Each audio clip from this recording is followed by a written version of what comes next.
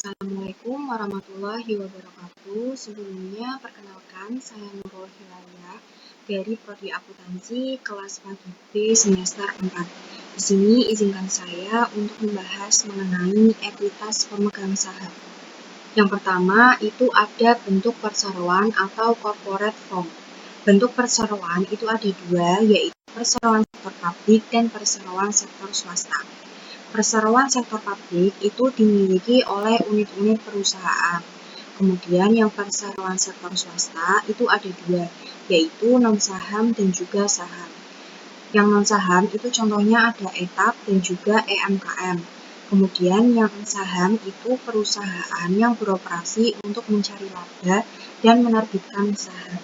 Jadi saham itu dibagi menjadi dua, yaitu perusahaan tertutup dan perusahaan terbuka. Perusahaan tertutup itu contohnya ada perusahaan non-publik, dan yang perusahaan terbuka itu saham diperdagangkan secara luas dan tersedia untuk dimiliki atau dibeli oleh publik. Yang selanjutnya itu ada modal saham atau sistem saham. Ekuitas pemegang saham dalam satu perusahaan itu umumnya terdiri dari sejumlah besar unit atau lembar saham. Nah, kepemilikan perusahaan itu sama dengan jumlah lembar saham. Nah, untuk hak dasar pemegang saham itu yang pertama ada pembagian laba dan rugi, yang kedua hak suara dalam manajemen, yang ketiga hak atas aktiva likuidasi, dan yang terakhir itu hak prioritas pembelian saham. Yang selanjutnya itu ada jenis saham. Saham dibagi menjadi dua, yaitu saham biasa atau common stock dan saham preferen atau preferred stock. Saham biasa atau common stock itu adalah residu perseroan yang menanggung risiko terbatas bila terjadi kerugian dan menerima manfaat bila terjadi keuntungan. Saham ini tidak dijamin akan menerima dividen atau pembagian aktiva jika perusahaan dilikuidasi. Tapi pemegang saham biasa itu umumnya mengendalikan manajemen perusahaan dan memperoleh bagian laba yang lebih besar jika perusahaannya sukses. Kemudian ada saham preferen atau preferred stock. Itu adalah saham yang memiliki hak khusus tertentu, yaitu memiliki hak prioritas untuk mengklaim laba. Mereka dijamin akan menerima dividen pada tingkat yang telah ditetapkan sebelum ada jumlah yang dibayarkan kepada pemegang saham biasa. Tidak memiliki hak suara dalam manajemen dan hak dalam memperoleh laba di luar yang ditetapkan. Selanjutnya itu ada modal perseroan. Ekuitas pemegang saham itu terdiri dari yang pertama ada modal saham, yang kedua tambahan modal disetor, dan yang ketiga itu laba ditahan. Untuk modal saham itu merupakan nilai nominal dari saham yang telah diterbitkan kepada pemegang saham. Terdiri dari saham biasa dan saham preferen. Untuk saham biasa dan saham preferen itu sudah dijelaskan di slide sebelumnya. Kemudian yang kedua itu ada tambahan modal disetor. Itu selisih antara harga jual saham di atas nilai nominalnya. Biasa juga disebut dengan agio saham. Itu bisa muncul dari yang pertama itu penjualan saham di atas nilai nominal. Yang kedua penjualan saham treasury di atas biaya perolehannya. Dan yang ketiga itu ada konversi obligasi atau saham preferen menjadi saham biasa. Dan yang ketiga itu ada laba ditahan. Laba ditahan merupakan modal yang dihasilkan oleh perusahaan, modal yang dikembangkan jika bisnis berjalan dengan menguntungkan. Modal ini terdiri dari semua laba yang tidak dibagi yang tetap diinvestasikan dalam perusahaan. Kemudian ada penerbitan saham. Perseroan atau korporasi perusahaan itu dapat menerbitkan saham secara langsung ke investor atau secara tidak langsung melalui perusahaan perbankan investasi. Oke, selanjutnya itu ada nilai pasar saham. Yang pertama, saham milik perusahaan yang dipublikasi diperdagangkan pada bursa yang terorganisir. Yang kedua, interaksi antara pembeli dan penjual menentukan harga per saham. Harga yang ditentukan pasar cenderung mengikuti tren laba dan dividen perusahaan.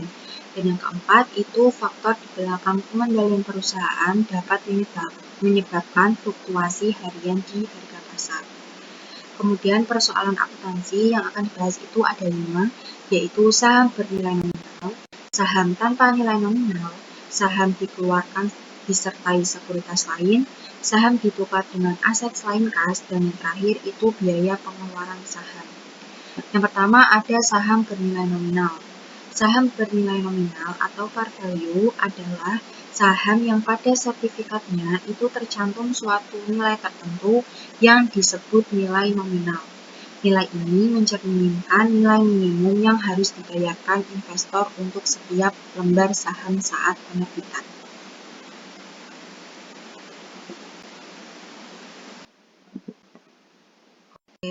Selanjutnya ada saham tanpa nilai nominal. Saham tanpa nilai nominal itu adalah saham yang diterbitkan tanpa mencantumkan nilai nominal atau par value pada sertifikat sahamnya. Biasanya diterbitkan untuk menghindari kewajiban hukum minimum terkait modal legal. Dicatat sebesar harga penjualannya.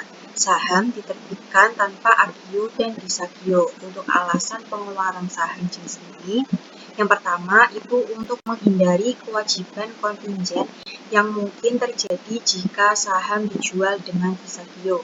Yang kedua itu untuk menghindari kebingungan terhadap pencatatan nilai nominal dan harga pasar. Yang selanjutnya itu ada saham diterbitkan disertai sekuritas lain atau penjualan langsung. Ada 2 metode alokasi yang tersedia. Yang pertama itu ada proporsional method.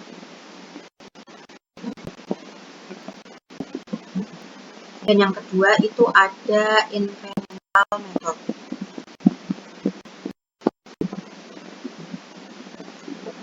Yang pertama itu ada proportional method. Jika nilai pasar wajar atau market price setiap sekuritas itu diketahui, maka nilai lamsam yang dialokasikan atas dasar proporsional.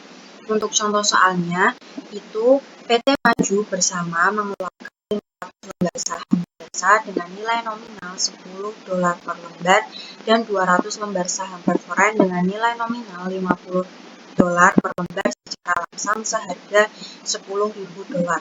Saham biasa itu memiliki nilai pasar $30 per lembar dan nilai pasar saham preferen itu $80 per lembar. Pembahasannya itu saham biasa dan saham preferen. Di number itu tentang isinya dilihat dari lembarnya, banyak lembarnya. Untuk saham biasa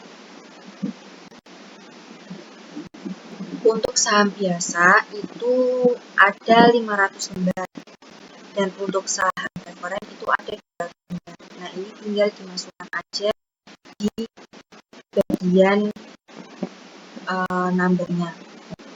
Saham biasa 500, saham preferen itu 200. Nah, untuk yang amount itu kita lihatnya dari nilai pasar. Untuk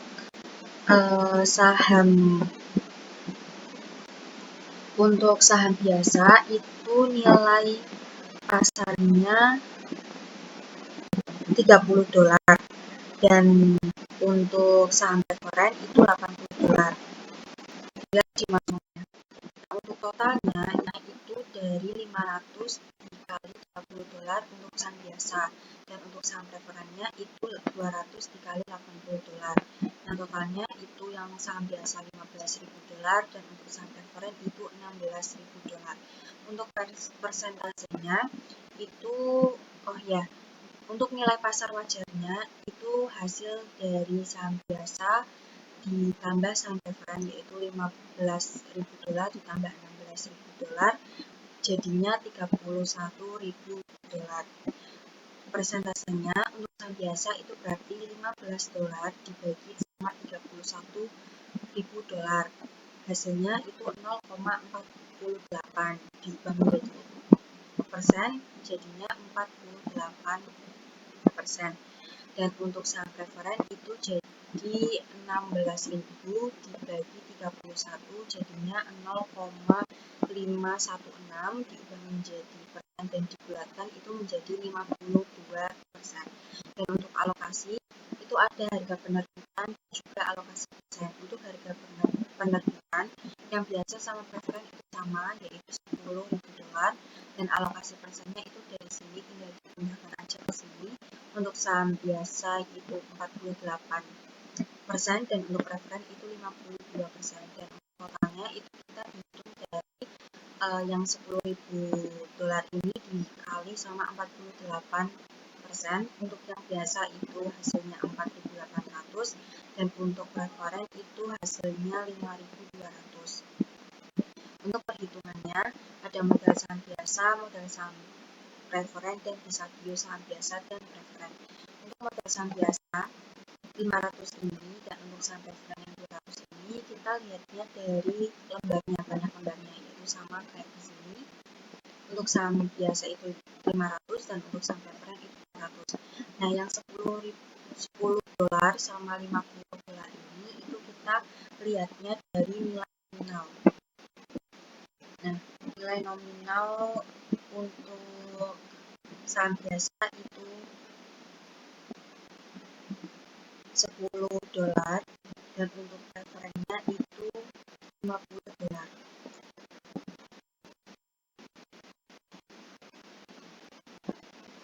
Jadi tinggal dikalikan aja. Untuk modal saham biasanya itu 5.000 dan untuk modal saham preferennya itu 10.000. Nah, untuk Kisavio saham biasa itu 4.800 kita ambil dari sini. 4.800, 5.000-nya itu dari modal saham biasa, jadi 4.800 dikurangi sama 5.000 hasilnya 200. Dan untuk Kisavio saham biasa 5.200 itu kita ambilnya dari sini. Dan untuk 10.000-nya itu kita ambil dari sini. Nah, untuk hasilnya 5.200 dikurangi 10.000 itu hasilnya 4.800. Ini kenapa Kisavio? Karena selisih kurang antara harga jual saham di bawah nilai nominalnya. Harga jualnya itu ini, harga jual 4.800 dan nilai nominalnya itu 5.000. Jadi ini lebih kecil, makanya Kisavio. Untuk jurnalnya tinggal dimasukkan aja. Untuk kasnya itu ada 10.000, modal saham biasanya 5.000, modal saham preferen itu 200, Kisavio saham biasa 10.000 dan Kisavio saham preferennya itu 4.800. Dan yang kedua itu ada incremental method. Jika nilai pasar wajar untuk surat berharga itu tidak dapat ditentukan. Contoh soalnya itu dijual 300 lembar common stock dengan nilai ditetapkan $10, memiliki nilai pasar $20 dan 100 lembar preference stock dengan nilai pari $50, nilai pasarnya itu tidak diketahui, kemudian nilai jual gabungannya itu $13.500. Nah, itu sama kayak tadi, yang bagian number itu kita ambilnya dari banyaknya lembar. Untuk saham biasa itu ada 300, untuk saham preferen itu ada 100.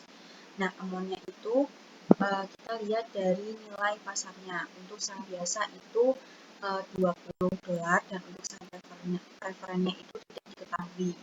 Dan untuk totalnya itu dari 300 dikali sama $20. Untuk nilai pasarnya itu 6.000. Untuk alokasi itu ada harga penerbitan dan biasa. Kemudian ada saham biasa dan saham preferen. Itu untuk harga penerbitnya itu 13.500 dan untuk yang biasa itu 6.000. 6.000 ini dari sini. Untuk totalnya yang ini sama kayak ini. Dan untuk preferennya itu 13.500 dikurangi 6.000 hasilnya 7.500. Dan untuk perhitungannya ini 300 sama 100 itu diambilnya kayak ini, kayak di number, yaitu dari lembarnya. Untuk $10.000 dan $50 itu dilihat dari nilai nominalnya. Untuk penjualannya 300 dikali $10 itu hasilnya 3.000. Untuk akio saham biasanya itu 6.000 ini diambil dari sini dikurangi sama 3.000 hasilnya 3.000. Kemudian untuk saham preferen itu ada 100 dikali $50 itu hasilnya 5.000, 7.500 itu diambil dari sini, kurangi sama 5.000, itu hasilnya 2.500. Ini kenapa agio? Karena selisih lebih antara harga jual saham di atas nilai nominalnya. Ini untuk harga jualnya dan ini untuk nilai nominalnya.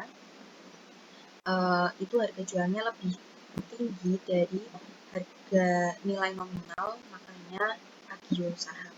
Untuk jurnalnya yang kas itu ada 13.500, untuk modal saham biasa ada 3.000, modal saham preferen itu ada 3.000, agio saham biasanya itu 5.000, agio saham preferennya itu ada 2.500.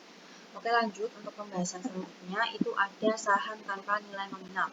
Saham ditukar dengan aset selain kas, aktiva non-kas yang diterima dicatat sebesar harga pasar saham yang diterbitkan atau nilai aktiva yang diterima. Baik, terima kasih. Itu saja dari saya. Kurang lebihnya mohon maaf. Wassalamualaikum warahmatullahi wabarakatuh.